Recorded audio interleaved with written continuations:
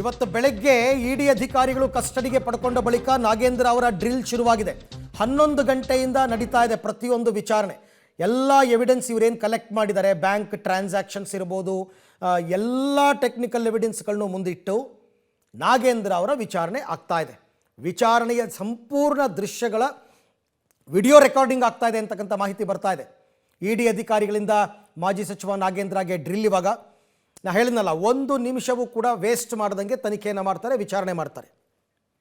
ಈ ಬಗ್ಗೆ ಮತ್ತಷ್ಟು ಮಾಹಿತಿ ನನ್ನ ಕೊಲೀಗ್ ಉಮೇಶ್ ಅವರಿಂದ ಪಡ್ಕೊಳ್ಳೋಣ. ಉಮೇಶ್, ಈಗ ಯಾವಾಗ ಅಧಿಕಾರಿಗಳು ಕಸ್ಟಡಿಗೆ ಪಡ್ಕೊಂಡ್ರು ನಾಗೇಂದ್ರ ಅವರನ್ನು, ಅಲ್ಲಿಂದ ಇಲ್ಲಿಯ ತನಕ ನಡೆದಿರ್ತಕ್ಕಂಥ ಪ್ರಮುಖ ಡೆವಲಪ್ಮೆಂಟ್ಸ್ ಏನು?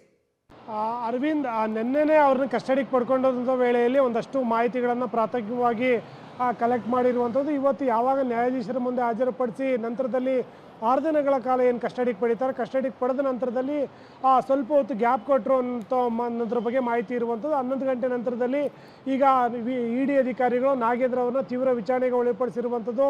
ಇಲ್ಲಿವರೆಗೂ ಕೂಡ 3 ದಿನಗಳಲ್ಲಿ ಅವರು ತನಿಖೆ ವೇಳೆಯಲ್ಲಿ ಸಿಕ್ಕಂಥ ಮಾಹಿತಿಗಳು ಮತ್ತು ದಾಖಲೆಗಳ ಆಧಾರದ ಮೇಲೆ ಅವ್ರನ್ನ ವಿಚಾರಣೆಗೆ ಒಳಪಡಿಸಿರುವಂಥದ್ದು. ವಿಚಾರಣೆ ವೇಳೆಯಲ್ಲಿ ಅನಾರೋಗ್ಯದ ನೆಪ ಹೇಳಿ ಕೆಲವೊಂದು ಪ್ರಶ್ನೆಗಳಿಗೆ ನಾಗೇಂದ್ರ ಸರಿಯಾಗಿ ಉತ್ತರ ನೀಡ್ತಾ ಇಲ್ಲ ಅನ್ನೋದ್ರ ಬಗ್ಗೆ ಕೂಡ ಮಾಹಿತಿ ಲಭ್ಯ ಆಗ್ತಾ ಇದೆ. ಹಾಗಾಗಿ ನಾಗೇಂದ್ರ ಏನೇ ಉತ್ತರ ಕೊಟ್ಟರು ಕೂಡ ಎಲ್ಲವನ್ನೂ ಕೂಡ ವಿಡಿಯೋ ರೆಕಾರ್ಡ್ ಮಾಡಿಕೊಂಡು ಅವರ ಪ್ರಶ್ನೆಗಳನ್ನೆಲ್ಲವನ್ನೂ ಕೂಡ ದಾಖಲು ಮಾಡ್ಕೋತಾ ಇದ್ದಾರೆ ಅನ್ನೋದ್ರ ಬಗ್ಗೆ ಮಾಹಿತಿ ಇರುವಂಥದ್ದು. ವಿಚಾರಣೆ ವೇಳೆಯಲ್ಲಿ ಅದರಲ್ಲೂ ಪ್ರಮುಖವಾಗಿ ನೆಕ್ಕುಂಟಿ ನಾಗರಾಜು ಮತ್ತು ಸತ್ಯನಾರಾಯಣ ರಾವ್ ಏನಿದ್ದಾರೆ, ಅವರು ಒಂದಷ್ಟು ಈತನಿಗೆ ನಾಗೇಂದ್ರನ ಪಾತ್ರದ ಬಗ್ಗೆ ಮಹತ್ವದ ದಾಖಲೆಗಳನ್ನು ಮತ್ತು ಮಾಹಿತಿಗಳನ್ನು ಇಡಿ ಅಧಿಕಾರಿಗಳಿಗೆ ನೀಡಿದ್ದಾರೆ ಅನ್ನೋದ್ರ ಬಗ್ಗೆ ಮಾಹಿತಿ ಇರುವಂಥದ್ದು. ಆ ಮಾಹಿತಿ ಆಧರಿಸಿ ಈಗ ಮಾಜಿ ಸಚಿವರನ್ನು ವಿಚಾರಣೆಗೆ ಒಳಪಡಿಸ್ತಾ ಇರುವಂಥದ್ದು. ಬಹುತೇಕ ಮಾಜಿ ಸಚಿವರು ಪರೋಕ್ಷವಾಗಿ ಪ್ರಕರಣದಲ್ಲಿ ಭಾಗಿಯಾಗಿರೋದ್ರ ಬಗ್ಗೆ ಇಡಿ ಅಧಿಕಾರಿಗಳಿಗೆ ಒಂದಷ್ಟು ಸಾಕ್ಷ್ಯಗಳು ಸಿಕ್ಕಿದ್ದಾವೆ. ಆ ಸಾಕ್ಷಿಗಳ ಆಧಾರದ ಮೇಲೆ ಆತನನ್ನು ತೀವ್ರವಾಗಿ ವಿಚಾರಣೆ ಮಾಡ್ತಾ ಇರುವಂಥ. ವಿಚಾರಣೆ ಮಾಡಿದ್ರೂ ಕೂಡ ಕೆಲವೊಂದಕ್ಕೆ ಆತ ಸ್ಪಷ್ಟವಾಗಿ ಏನು ಉತ್ತರ ನೀಡ್ತಾ ಇಲ್ಲ. ಅಂದರೆ ಅನಾರೋಗ್ಯ ನೆಪ ಹೇಳ್ತಾ ಇದ್ದಾರೆ, ಇನ್ನೊಂದಷ್ಟಕ್ಕೆ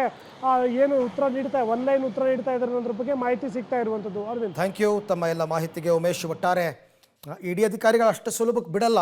ಒಂದು ಸರ್ತಿ ಅರೆಸ್ಟ್ ಅಂತ ತೋರಿಸಿ ಕಸ್ಟಡಿಗೆ ಪಡ್ಕೊಂಡ ನಂತರ ಏನೇನು ಮಾಹಿತಿ ಅವ್ರಿಗೆ ಬೇಕಾಗುತ್ತೆ, ಏನೇನು ವಿಚಾರಣೆ ಮಾಡಬೇಕಾಗುತ್ತೆ, ಎಲ್ಲ ಉತ್ತರಗಳನ್ನ ಪಡ್ಕೋತಾರೆ.